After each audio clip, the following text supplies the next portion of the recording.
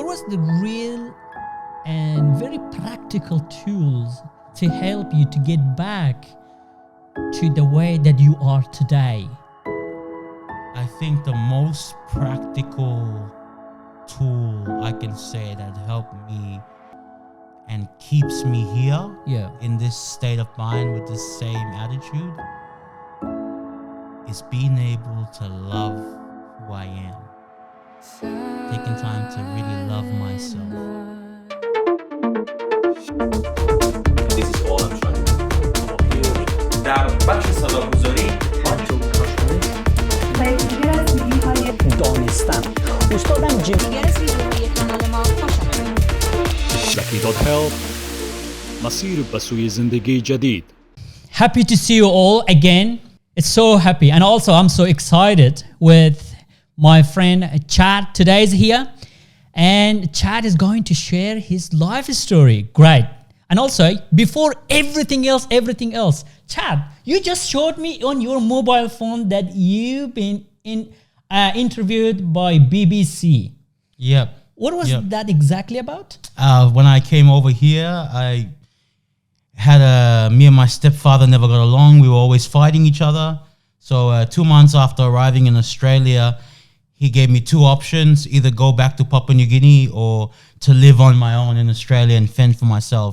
So at the age of 16, I packed up my bag and I moved out of home. I became homeless and I lived on my own in the streets of Australia. Wow. Yeah. Wow. It's amazing. We will talk about that more, but let's first to know Chad more, and then we will get to that story. Chad, please tell us more about yourself. Well, I was born in Papua New Guinea in 1992. I grew up in a very physically abusive home, poverty-stricken. Papua New Guinea is a third world country located north of the Torres Strait Islands, just north of Australia.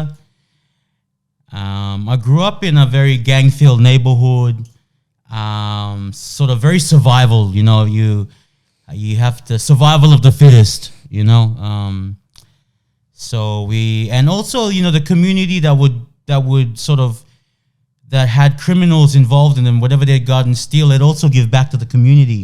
So it was very, it had the unspoken rule of everyone looking after each other. So the government's very corrupt over there, which made, if you didn't complete school and you dropped out, if you didn't complete school and you dropped out, you didn't have a future. You had to be very intelligent to get somewhere in my country, or born into a sort of powerful family, which 8 times out of 10 are very corrupt families, and So about your background, how many brothers and sisters? Well, I'm the eldest of 5 siblings. Yeah. But we grew up in a very almost like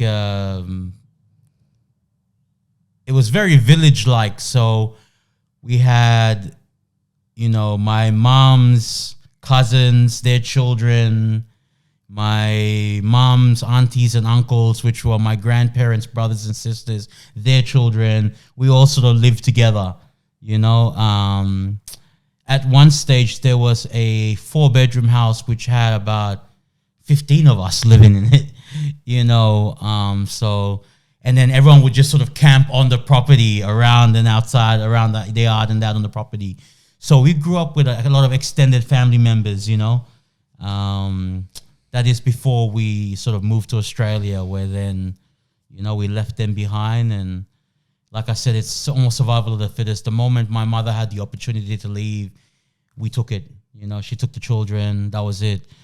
We didn't look back to family members we grew up with, and so, however they were going to live from time to time or whatever, they lived. And, me coming to Australia as well, it wasn't what I had dreamed of. I mean, I had dreams of coming to this country where there's a lot of opportunities, but, it didn't turn out like that, for me.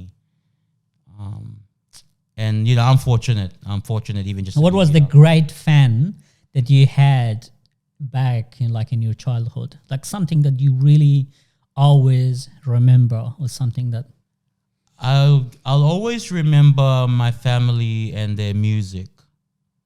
So because I grew up in a very violent home where you'd see not just domestic violence, but violence amongst brothers and uncles, and you'd always hear them play music and sing together.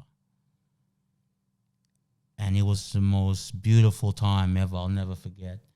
And so they always taught the youngest men who had the giftings of music. So eventually when they get too drunk, they just hand the guitar over to these young men now and tell them to play this song and play that song. And there we are, continuing entertaining our elders. But I'd say music has been one of the most, it's the best memories of our family was around music, dance, anything sort of creative in that sense musically. Yeah.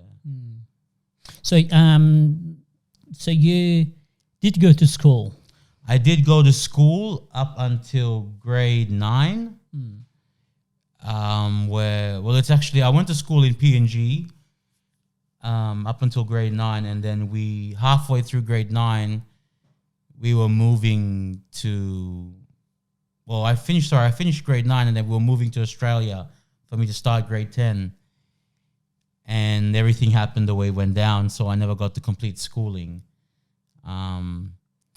But it didn't stop me from investing in myself and, seeking further education down the track through TAFE and stuff like that. Yeah. So what was your biggest goal, like before you came to Australia? I guess my biggest goal was to get established in some sort of a career that would allow me to then go back home and help my people that was still like this was the kind of dream you had before you came. Yeah, my dream was to sort of study in a career of maybe a trade or a logistics in mining, because there was a lot of mines in Papua New Guinea back then.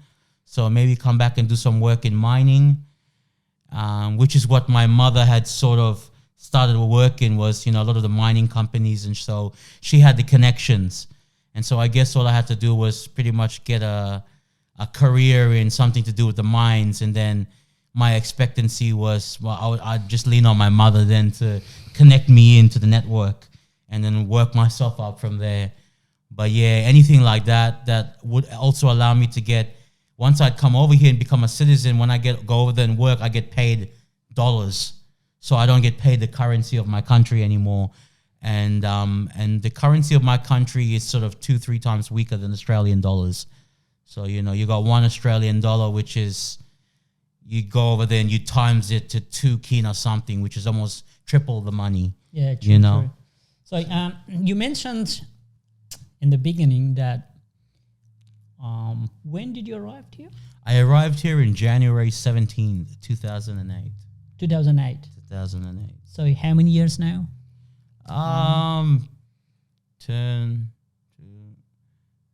14 years, I think. Close to 14 years. Yeah, nice. So 14 years. How did you get here? Well, we got here through marriage. So my stepfather, who's Australian, had married my mom and then adopted us.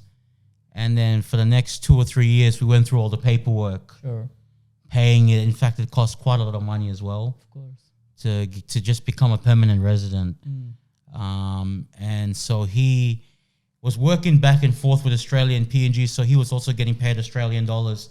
So he was able to, change it over and triple the money every time he'd come over. And so, yes, he adopted me, and there's me, my sister, and my brother who have different fathers. Me and my sister have the same father. My youngest brother has a different father. And then there was his 2 children that he had with my mom. So there was 5 of us. And so, yeah, he had to get the permanent residency and all that and pay for that. Look, I was born in Afghanistan. And when I've got here at the time, because Afghanistan, culture, language, literally lifestyle is different regard to here in Australia. And it was so many shocking things to me. Oh, yeah. But I'm sure because PNG is not too far from Australia, right? What was the biggest shock for you? I think the biggest shock for me was the fact that their government provides and helps people like Centrelink, welfare. The government actually takes responsibility of the people who don't have jobs, people that are even homeless but still get an income. You know, whereas in Papua New Guinea, the government doesn't pay anyone anything. And so you have to survive on the sweat of your back or the sweat of your brow. There was no free handouts, which is what I was actually amazed at. The government gave money to people. And even though these people may have not used the money wisely, it wasn't about that. It was about the fact that these people were entitled to a payment. That's what shocked me the most. You know, so I was like, wow, the government cares for them so much. They put money into their account every fortnight. You know, they actually split the country up into certain groups, and those groups had entitlements attached to them, whether it be disability, whether it be a youth allowance or, you know, New Start. They put them into groups. They took the time to actually go out and study these groups and then allocate money towards them as a budget that the government was doing. And so I was shocked at that the government cared enough for the people, even though they didn't know them personally. You know what I'm saying? Yeah. Where we come from, it's very personal. Yeah. Someone would help someone based on the fact that they know each other. Yeah. But where in Australia, the government didn't know where people were at, but they just gave them money anyway. And so I was shocked at that. Even though it's a blessing, it can also be a curse in disguise, you know? But, you know, I think because I was able to utilize that, I was able to fight my way through the system to be able to have the opportunity and chances over and over again to invest and to work hard and to believe that because there's so many opportunities. I mean, just for that, for example, being given free money, that is an opportunity, you know? Yeah. So looking at that, and then I guess over the period of times working on myself and my attitude and my mindset towards life, being able to grab that with both hands and make something of it. You know? Yeah. That was really big. I'm just quite curious because all this has come to kind of question that I remember because of my own experience, like the early days that when I've got here, and some point I was super happy because I feel like, oh wow, it's a wonderful country, peaceful. And some point it's a lot of difficulties regarding to language, regarding to job and transport and things like that, and regarding to don't know people. And I just wanted to know how did you feel and how it's gone through on the early days? I think on the early days when I came, before I got kicked out of home, I was just so happy, you know, so blessed. I could walk down the street and not worry about getting caught up in a crossfire, getting robbed, stabbed, shot, chopped up. Yeah. I could see my sisters walk to the shops and back without fear of them getting raped, getting attacked. You know, there was, what should I say, human decency, you know? And I guess and things were so much more cheaper, you know? The quality of life was so much more affordable. You know, what a bag of rice cost in the shop at Coles or Woolworths was way, way more cheaper than what it cost in my shop. Really? Yeah, in Papua New Guinea, you know? A tin of hamper corned beef right now costs 28 kina. That's $16. Wow. Right expensive. now, 2022. You know, so a bag of rice, let's just say a 10 kilo bag of flour, rice, the most important things that people survive on, these are in the hundreds of kina, you know? And now they do unit power. So each houses are powered and wired to unit boxes where you prepay.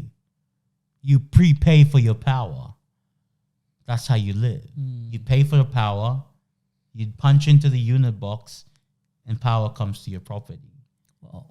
Once those units run out, there's no more power. So, you know, it's...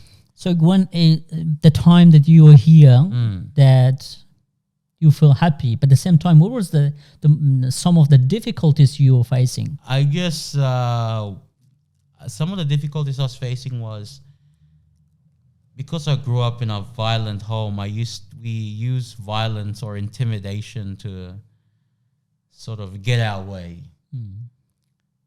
And so I guess hanging out with the young teenagers, I had intimidating body language, and I was very violent to get my way or to try and get something across. So I didn't have the correct social skills, you know, which then eventually led me into a life of, you know, substance abuse and crime here in Australia. Unfortunately, my attitudes and my behaviors attracted the wrong crowd. And so instead of hanging around with people they say we are the company we keep. They say you are what you eat.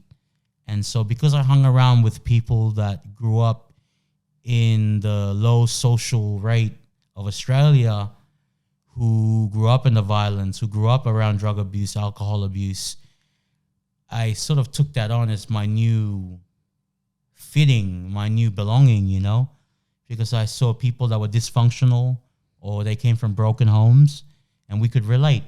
I just came from a third world country. They grew up in a developed country, but the behavior was the same. So I guess, you know, because of that, I never attracted positive people in my life, always negative, and therefore I hung around with a lot of negative people. Even here in Australia? Yeah, which stopped me from sort of accelerating in a positive way. So I guess that's my behavior, my attitudes that I came with, I guess, because of, you know, the trauma I'd been through. You know, trauma does something. So that even in early days that you hanging out with these people, so what is lead you to? Like, what was the result? Well, I grew up. Sorry. Yeah, if I just wanted to be like kind of clear, because it's a few points. It's amazing that we amazed also through your own story that here in Australia, people, if they even don't have a job, they do have like a government support, financial support. Yeah, and also like Medicare. Yeah, and yeah, this is something that that's in our country is never happened. That's right. That's right. But once we got here, so yes, that part is the biggest part is actually got covered, and plus, so yourself that you are saying that you are hanging out with the people that been kind of the low socioeconomic yes things, and also they are is it clear to be like a bad behavior? Yeah, like you could say just people that came from broken homes. Yeah, you know. So and that sort of activity or that sort of lifestyle lead you to what? Like what happened? The result? Well, because of just already growing up in a violent home. Yeah. I had already started to explore things like marijuana, alcohol before the age of 13. Yeah. So when I came over here at the age of 15, turning 16, I had already known what marijuana was. I had already known what drinking was. Therefore, I hung around with that sort of socioeconomic, you know, all the young kids that were growing up in broken homes that were using alcohol and drugs as a way to escape. And then it was a window to open up the harder drugs, because Australia isn't just marijuana and alcohol like Papua New Guinea, where I come from. There are harder drugs here. You know, there are harder class drugs. And so once I discovered that, and also discovered the people that came with that, I guess because we all grew up in broken homes, there was a sense of connection, you know, and then you involved in and that I involved activity. myself with them, yes, which then eventually led to crime. You know, it led to drug dealing, drug abuse. You know, because we're all trying to, as human beings, we're all looking for connection and relationship. And I guess coming from a broken home, that's what I was looking for. You know, my family had just disowned me, and I found using substance and doing negative stuff, I was getting praises like, yeah, Chad, you're crazy. Good on you, brother. Good on you, you know, whenever I do something bad. And that was, I was looking for affirmation, you know, and so that sort of led me to feel wanted. I felt like I belong now, you know, especially coming from a country where even though we were getting beaten, we still lived in the same roof. So we still felt like a part of the family, and the beatings were just discipline, a form of discipline. Whereas coming to Australia, where I'd been kicked out and cut off, no family whatsoever, everything I had known was taken away from me. I was in survival mode. I was looking for love, looking for friendship, looking for a family. And so... But not in the right direction. No, because I hadn't been taught any. You know, you can only do something different if you've been taught something different. But if you've been taught to catch fish a certain way your whole life, that's how you're always going to catch fish. Unless someone comes and teaches you a different way. So, yeah. So how deep you gone through? How difficult it becomes? Tell us. Well, I ended up most of my adult life from the age of 18 to the age of 26 in and out of jail.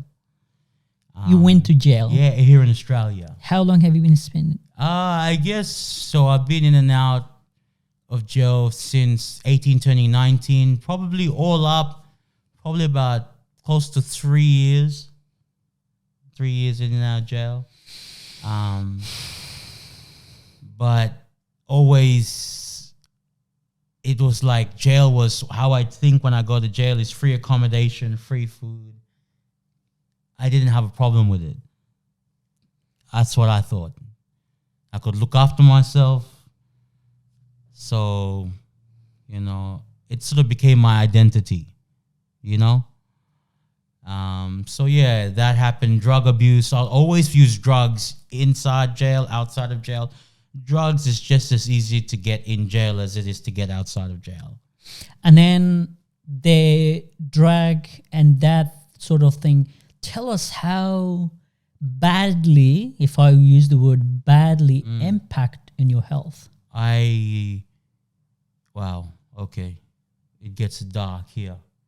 You know, I started to rob my own family. I started to steal from them.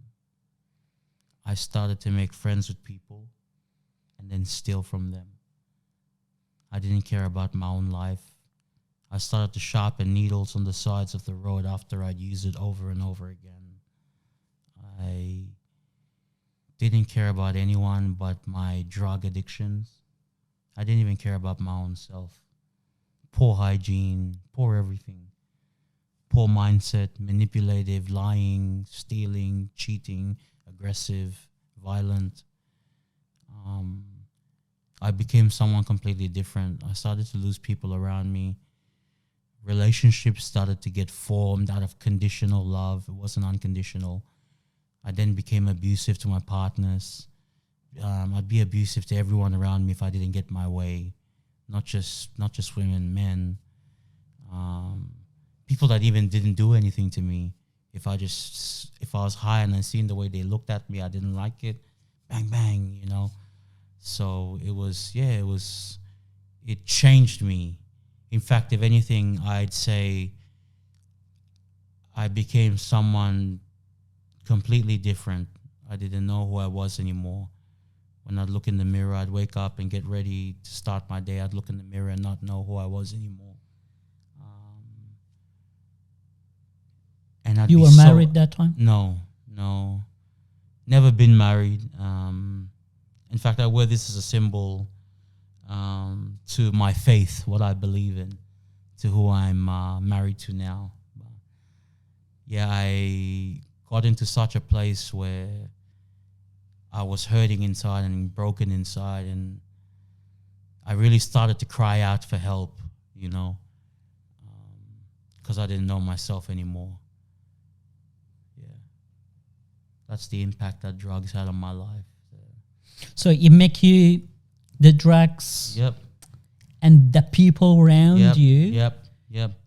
I lost all of it. Yeah. Lost them all. Yeah. And then they lead you to a life that you ended up jail. Yeah. And then your health condition. Yeah, health conditions started to get bad. Mindset bad. In fact, my last stint in jail when I got out in 2016 in October, I decided I want to change, you know.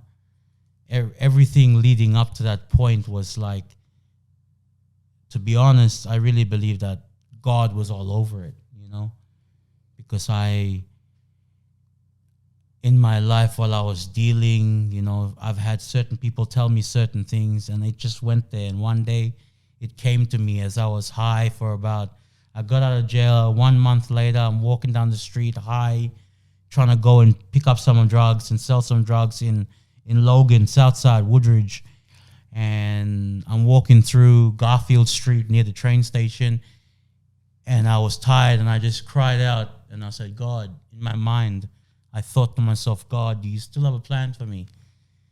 And I looked across the road, and this lady approached me and said, hey, brother, I just came to tell you that God said he's still got a plan for you. Wow. And that's when I dropped on my knees, because I just thought that in my mind. It means this woman has just read my mind. And I was scared. Two things I thought. I was scared. I was so scared. I was like, am I that high that did I say that out loud? I was thinking, because I'd been awake for 4 days. I had a big knife, drugs. I've got people to verify this. You know, I met my pastor that day at the workshop. They were doing outreach evangelism.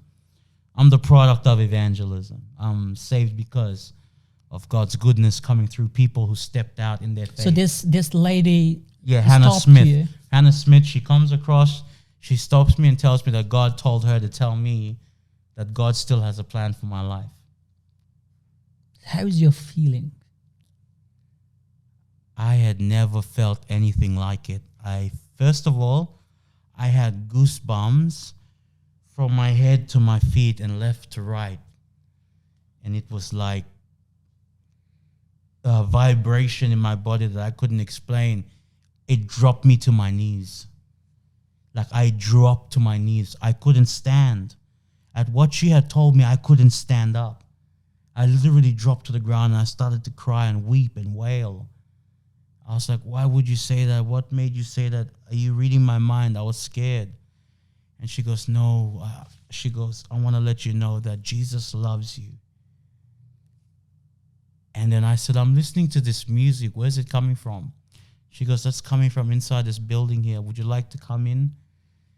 And that day in 2015, in December, 1 month after I was released from jail, in 2015, 1 month after I was released from jail, I had an encounter with Jesus. I gave my life to Jesus. Picked up a guitar. 3 days later, I'm going around with them. We're evangelizing in Woodridge and Station Road, you know, spreading the good news, spreading the word of God. And then it's been a journey. So obviously I met Jesus, but didn't meet the power of the Holy Spirit in my life. I didn't surrender my will. So it was pretty much worship on Sunday, drug dealing on Monday, fornication on Tuesday. When Sunday came, I'll be back in church worshiping again. And so I went through this period. I ended up back in jail. 2016, got out. Again. 2016, got out. And I'm like, I called my pastor up who I'd met a year prior. And I'm like, listen, I need to be in some sort of a discipleship. I need to be surrounded by Christians. I don't want to live in the same environment anymore. I don't want this life anymore. And he said to me, I'll pay for you to go to rehab. The name of this rehab is Transformations. I said, what is it? He goes, it's a rehab / discipleship. I said, how long does it go for? He goes, it goes for 12 months, but longer. It depends on where you're at. And I was like, okay, I want to go. So 3-4 days later in December, just after New Year, after New Year, I headed down there on the 3rd of January, 2017. I went into rehab, Transformations, which is run by the CEO of the program, who is the CEO now, Mike Barrett. He's an evangelist that travels around the world, and he's a pastor as well. And my journey started there, and 22 and a half months later, I got set free from ice, marijuana, alcohol, cigarettes, masturbation, pornography. I got set free from it all. I live a life now today completely set free. I became a support worker. I got my community services certificate 4 in community services. I've also got my Bible college certificate in pastoral care for 2 years. I went and worked out in Bendigo. I've had the privilege of working in Hervey Bay at these rehabs that were connected to the TPA, which is Transformations Program Australia. There are 6 or 7 campuses located around Australia, in Hobart, Tasmania, Melbourne, Bendigo in Victoria, Hervey Bay, Brisbane. One was in Brisbane, and in Gold Coast. So, you know, being privileged to work in that, being a leader through that, studying cognitive behavioral therapy, you know, the physiological side of things, how our belief systems and thoughts and emotions all connect, and, you know, everything like that, as well as a holistic side. So looking at them, but also having a faith and a spiritual aspect involved in the complete change of who I am today. And then in 2019, I got diagnosed with kidney failure, you know, which is where I got sick and I sort of lost all my weight, where I'm at now, waiting for a transplant. My friend just showed me your picture. You're like of what I used to look like. Yeah. Yes, amen. I used to live quite a meticulous and disciplined schedule in the gym. I have a question. Yeah. This question is probably all of us have it.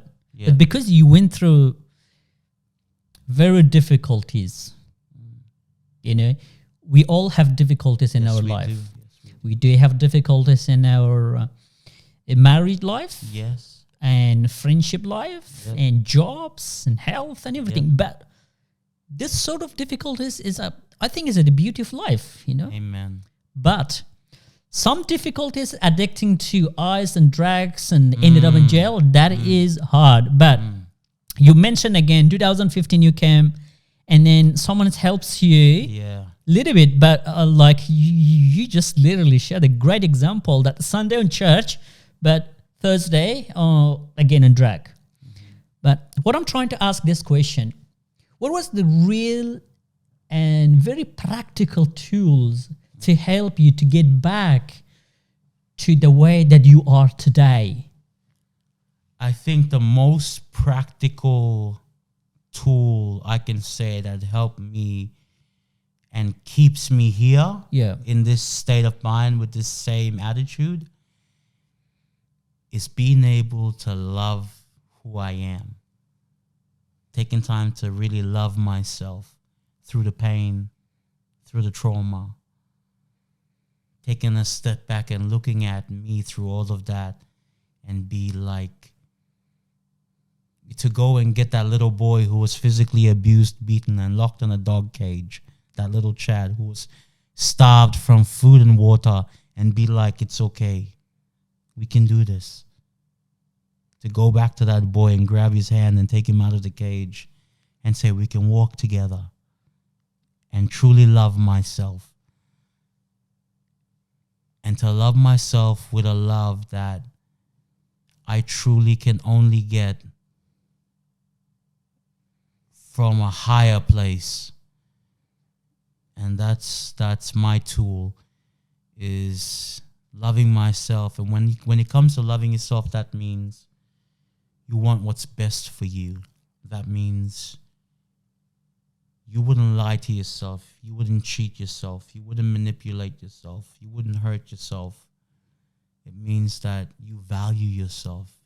It means that you feel you are precious.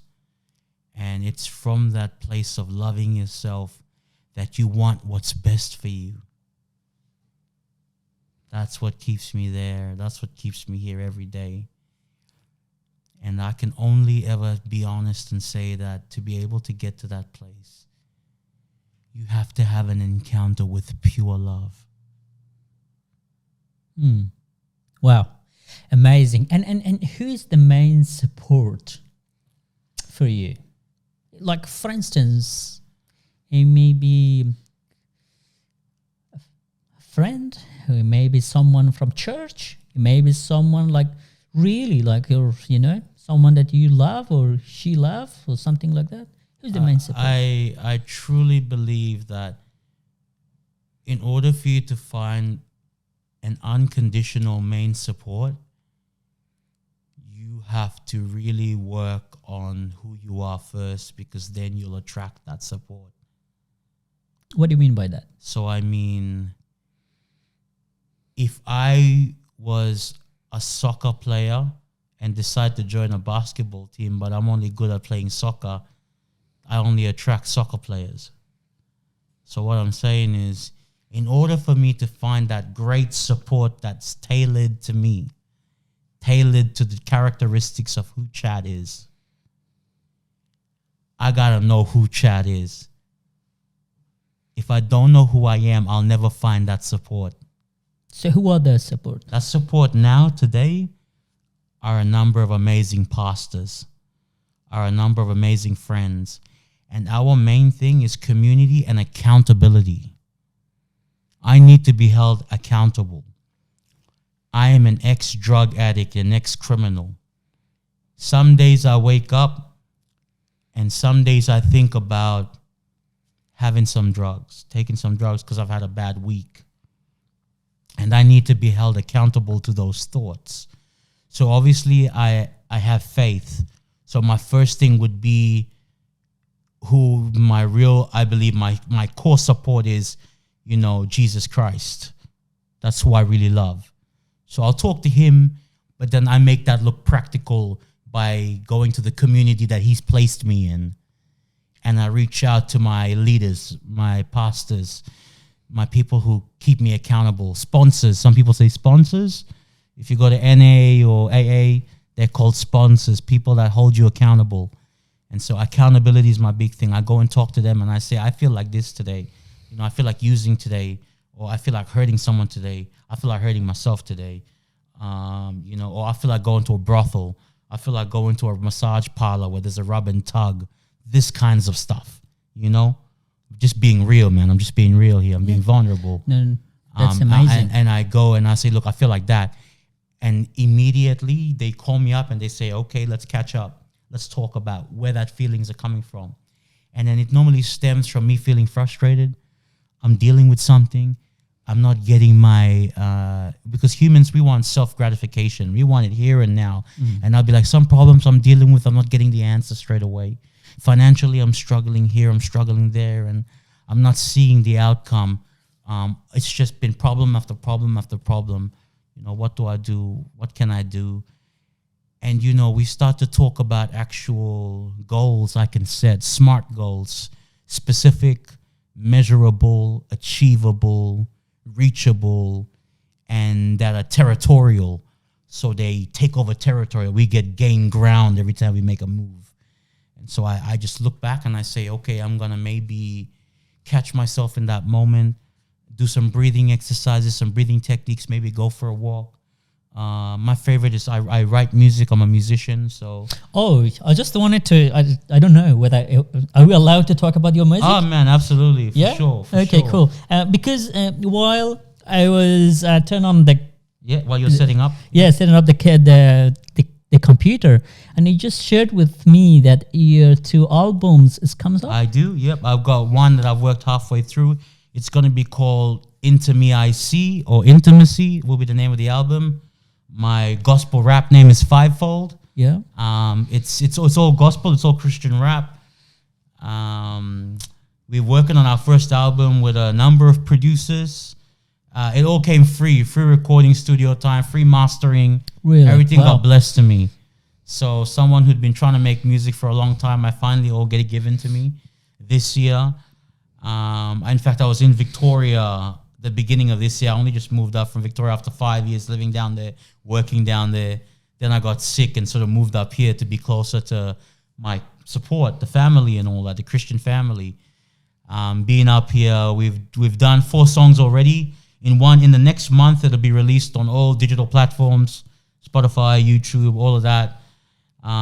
So Intimacy will be the first album, or Intimacy, and it'll be Fivefold is my name. So I'm looking forward to that.